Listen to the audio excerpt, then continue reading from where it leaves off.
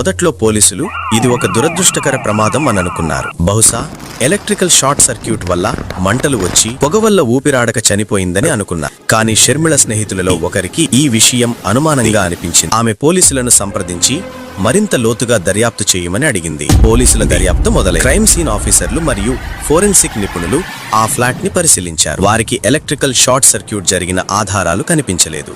బదులుగా ఇది ఉద్దేశపూర్వకంగా పెట్టిన మంట అని తేలింది. పోస్ట్ మార్టం రిపోర్ట్ మరింత షాకింగ్ విషయాలను వెల్లడించింది. షర్మిళ మంటల వల్ల చనిపోలేదు, ఆమెను గొంతు కోసి చంపారు. ఈ పోలీసులు షర్మిళ పొరుగున నివసించే 18 ఏళ్ల కృష్ణయ్య అనే యువకుడిని అనుమానించారు. అతను కేరళకు చెందిన పియూసి విద్యార్థి. షర్మిళ ఫ్లాట్ కి ఎదురుగా నివసిస్తున్నాడు. పోలీసుల విచారణలో అతను నేరం ఒప్పుకున్నాడు. కృష్ణయ్య చెప్పిన కథ చాలా దారుణంగా ఉంది. జనవరి 3వ తేదీ రాత్రి 9 గంటల సమయంలో అతను షర్మిళ ఫ్లాట్లోకి బాల్కనీ కిటికీ గుండా చొరబడ్డాడు. అతను షర్మిళతో అనుచితంగా ప్రవర్తించాలని అనుకున్నాడు. కాని షర్మిళ అతని ప్రవర్తనను వ్యతిరేకించింది. అప్పుడు అతను ఆమె మెడపై కొట్టాడు.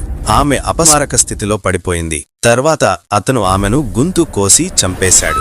నేరం చేసిన తర్వాత కృష్ణయ్య తన నేరాన్ని దాచిపెట్టాలని అనుకున్నాడు. అతను ఆ ఫ్లాట్ లో మంటలు పెట్టాడు. ఇది ప్రమాదవశాత్తు జరిగిన మరణంలా కనిపించాలని అనుకున్నాడు. అతను షర్మిళ మొబైల్ ఫోన్ కూడా తీసుకెళ్లాడు. తర్వాత అక్కడి నుండి పారిపోయాడు. పోలీసుల దర్యాప్తులో మరికొన్ని విషయాలు తేలాయి. షర్మిళ మరియు కృష్ణయ్య ఒకరినొకరు తెలుసు. పొరుగువారు చెప్పిన ప్రకారం ఆమె అతనితో అప్పుడప్పుడు మాట్లాడేది. కాని కృష్ణయ్యకి ఆమె మీద ఒకవైపు ప్రేమ ఉండేది. ఈ ఒకవైపు ప్రేమే చివరికి ఈ దారుణ నేరానికి దారితీసింది. జనవరి 10వ తేదీన పోలీసులు కృష్ణయ్యని అరెస్టు చేశారు.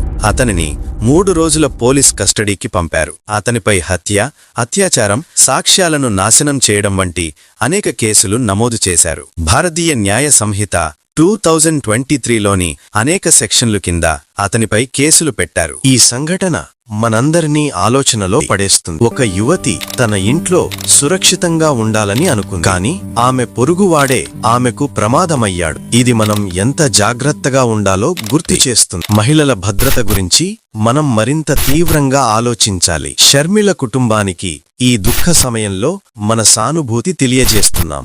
న్యాయం జరుగుతుందని, ఇలాంటి సంఘటనలు మరెక్కడా జరగకుండా మనం అందరం కలిసి కృషి చేయాలని ఆశిస్తున్నాం. ఈ కథ మనకు ఒక గుర్తింపు. మనం